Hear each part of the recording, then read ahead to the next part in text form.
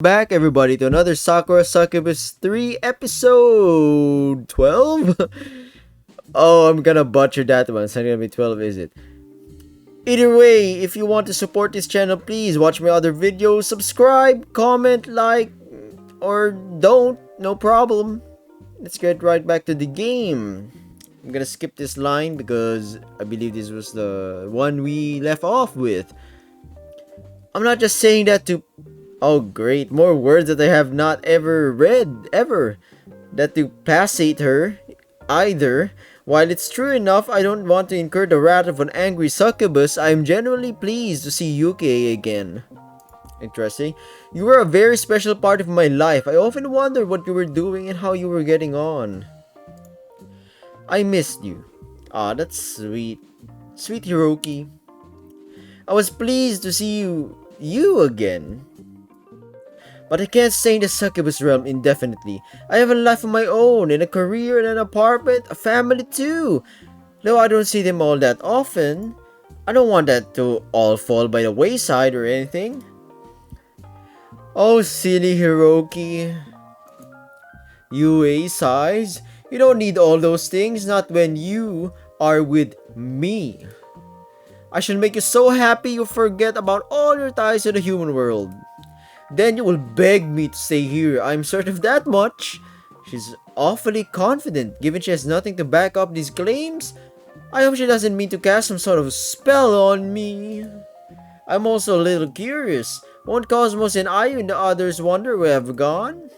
So, you still care about them, though you have me now. Yui's eyes flash. Forget about them, they're no longer relevant. But there will be no buts. I am a ruler and I do not tolerate back chat even from you, whom I love most dearly. Now, if you're worried about Cosmos and Ayu and the rest, do not fret so. I have already informed them as to your new whereabouts. You have? Indeed, I thought it would be difficult. If you suddenly disappeared one day and they were They were none the wiser. As irritating as my subjects are, I do not wish to make them panic. It is my duty as their ruler to look out for them, no matter how they have wounded me. As a matter of fact, they're all in the succubus realm right now too. They are? I summoned all those pesky succubi here alongside Marna so I could scold them. They all have been very, very naughty. Girls, Hifumi included. I was shocked when I learned that she had been intimate with you too. I did not expect it of her. As you can see, I am still very upset. I think I will keep them in the succubus realm for a while as part of their punishment until they have learned their lesson. So, does that mean I can still see them? Can I talk to them? Now, why would you want to when you have me? I should be more than enough for you, Hiroki. Once, I was enough for you. I was your only girlfriend. We made one another very happy. Yue dips her head. She presses a hand to her chest just above her heart. She isn't smiling, she doesn't seem to do that often, but her expression has softened somewhat. She doesn't look as icy as usual, nor as intimidating. I think she must be remembering the fond memories we have between us. It'll be funny if it wasn't. I would laugh. We were only together for a scant handful of moments, but we were almost inseparable during that time. We were a quintessential lovey-dovey couple, lost in our own bubble, disgusting to all unfortunate enough to witness us. We went on a lot of dates, we went to cafes, the movies, and the countryside. We studied together and Yue even tried to cook for me, though her food was borderline inedible. We shared many precious, happy moments. At the time, I really did love her. But now, that was in the past. I'm sure you were lonely when I left your life. That's why you had all these silly, meaningless relationships with all these succubi women, one after the other. You were trying to fill the hole in your heart left by my hasty absence.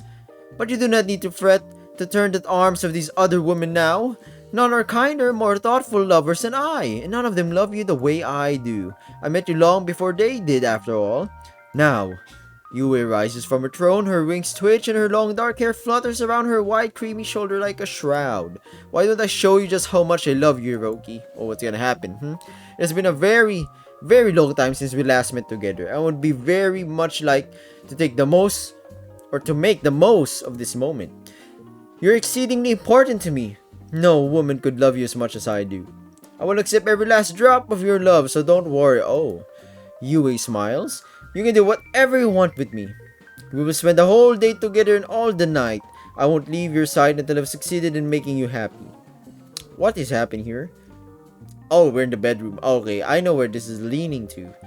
I lie back on my unfamiliar bed and stare up at the unfamiliar ceiling. Our intimacy concluded. Yue left. She told me she had business to attend to, but she promised she would return later. Return later. I can't believe I mixed those up. I'm the one who brought you here, Hiroki, so I won't let you be lonely. I'll take very, very good care of you. You should know by now, after everything we've done together, that I really am the most compatible woman for you. Nobody else can come close. So don't yearn after anybody but me during my absence. Okay, that's what she said, Hiroki. Very specific, very rule-like. Okay. That was what Yui said before giving me a kiss and departing in a sweep of long blue-black hair. Her sentiments were sweet, I suppose, but also a little unnerving, vexing even. I'm glad Yui likes me so much. I can't think of many men who wouldn't be pleased to bask in the attention of a woman like her. She's certainly beautiful, but she's awfully controlling. A control freak, perhaps. Maybe that comes with being a ruler? I suppose she has to be stern to keep order in the succubi realm, but surely there are limits. I don't know, Hiroki. Looks like there's no limits. The sky's the limit, as they say, for her. My mind flickers back to Marna, lying in a crumpled heap at Yui's feet. I wince. Yuri really did go too far. She treated Marna awfully. I'm glad I was able to step in before Marna got seriously hurt, but what would have happened if I wasn't there? I hardly dare to imagine. Oh my god, my mind is playing tricks on me. I'm not reading it properly now. What am I going to do? I mutter aloud, but nobody replies. I didn't expect them to. I know I'm on my own now. Though this bedroom is large, it's oppressive. The furnishings are also dark, and the furniture, large though it is, seems far too spaced out. There isn't enough stuff to fill up this vast, cavernous room. It feels a bit like I'm in a cave, and the perpetual night beyond the open windows does little to cheer me. I have no idea how long I've been lying here, nor what time it is. It doesn't look like the sun ever rises in the Succubus realm. It was pitch black when I first awoke here, and it's still black now. It kind of matches my current mood, if I'm being quite honest. I'm trapped here in a strange environment, and I'm afraid there's no way for me to get back home. What will I do about my job? What will my parents say when they find out I've gone missing? Then, I need to worry about the rent too. Well, I know time passes differently here than it does in the human world. It's only been 10 years since I last saw Yue, but she told me it felt more like a century. I don't know how to work out the exact math without a calculator. I've never been the best at mental arithmetic, but if I've been here for, let's say, 6 hours, only a fraction of that will have passed in the human world. I feel like I've been here for a long time, but in actuality, it must have been 10 minutes or so. That's not enough time for anybody to notice I'm gone missing. That gives me a bit of leeway. Shouldn't matter too much if I stay here for a few days or even a few weeks. But I don't want to stay here for the rest of my life. At least, I don't think I do. Do I? No, absolutely not, Hiroki. We're not gonna be jailed here like a freaking bird, like COVID. Nuh-uh. We're gonna set ourselves free of oppression. I don't even want to entertain the notion. I don't hate Yue, but the fact remains that she's holding me a prisoner. I got to be careful. If I don't harden my heart against her, I might come down with a case of Stockholm Syndrome. So if anybody knows what Stockholm Syndrome is, let's say I took you as a prisoner or hostage, and within a long time, I've taken you as a hostage, let's say 1 week, you slowly fall in love with the, well, oppressor, or the one who's keeping you. And yeah, it's a horrible thing. Speaking of which, nothing will get done if I keep lying here. I need to take matters into my own hands. Yue didn't forbid me from looking around, so why don't I explore this place? If I keep my eyes peeled, I'm sure I'll be able to find some clues that'll help guide me back home. I have to if I don't, but I don't want to think about that. That's too grim a possibility to even begin to contemplate, to even comprehend, to understand such things. Well, it is a big ass place. I meander aimlessly up and down the expansive hallways of Yui's palace. I pass numerous wooden doors along the way, but when I try their handles, I discover most of them are locked. I really do have to wonder what's behind all these doors. Maybe it's meant to be a secret. If Yui knew what I was doing, would she scold me? I don't want her to treat me as she did Marna, though I doubt she'd ever be that cruel to me. She seems to love me too much. It's precisely because of that obsessive love of hers that I found myself in this situation. Jeez, this place is huge, bro. I feel like I've been walking for hours, but I've yet to find the entrance of this palace. The hallways seem to repeat themselves over and over again, like a tessellating pattern. In fact, I think I might be right back where I started. Maybe Yui cast some kind of spell on this place, or this whole place is it is a dimensional warp area thing. So there's some space distortion happening.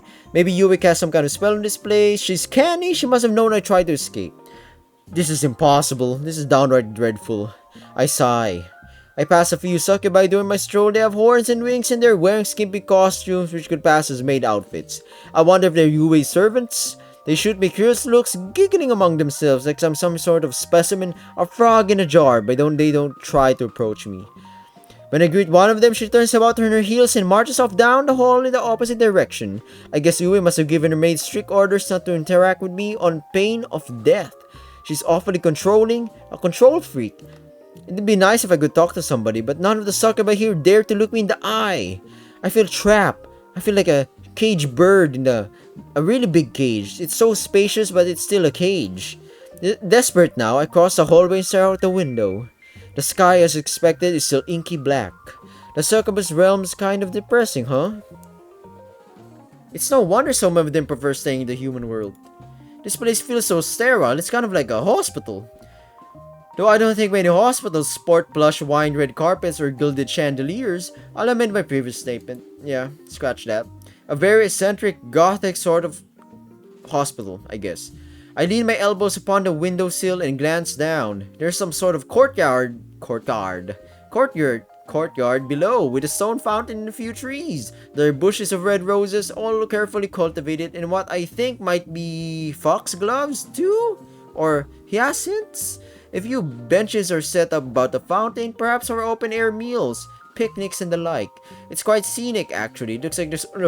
Oh god, I'm choking. It looks like the sort of spot a couple might go to relax.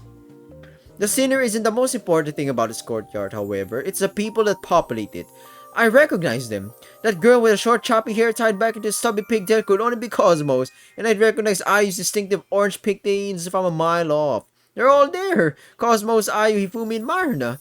Well, I say they're all there, but Hazel is conspicuously absent. I have no idea where she is, but maybe that's a good thing, right? Perhaps Yui spared her wrath, and she was allowed to remain in the human realm. I don't know the precise details, but, at all, but I think talking to these four succubi might help clear matters up.